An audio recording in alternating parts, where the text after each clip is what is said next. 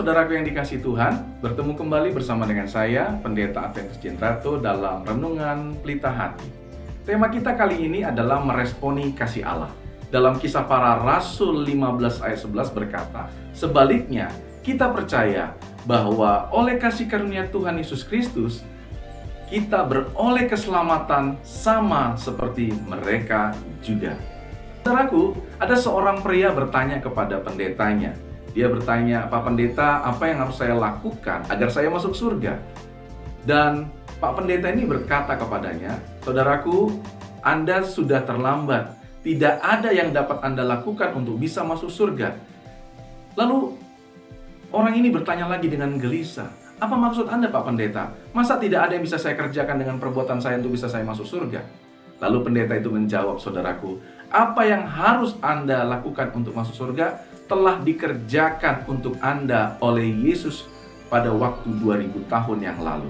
Yang perlu Anda lakukan sekarang adalah hanya untuk menerima kasih karunia yang telah diberikan, yang telah dikerjakan oleh Yesus untuk Anda.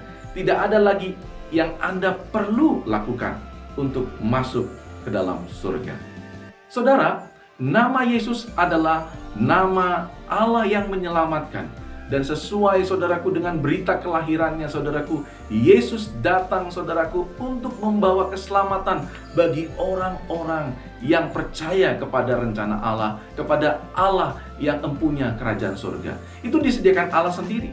Yesus bukan datang untuk merintis sebuah agama.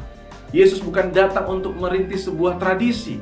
Tetapi saudaraku yang dikasihi Tuhan, Yesus datang untuk memulihkan hubungan antara manusia dengan Allah sendiri.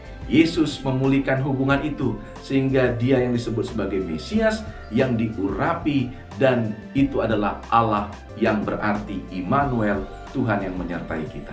Jadi tidak ada lagi yang bisa kita kerjakan saudaraku untuk masuk ke dalam surga. Yang kita perlukan saat ini adalah apa? Meresponi kasih Allah. Sia-sia segala perayaan ibadah kita tanpa kehadiran Tuhan dalam hidup kita, tanpa kedatangan Yesus dalam kehidupan kita.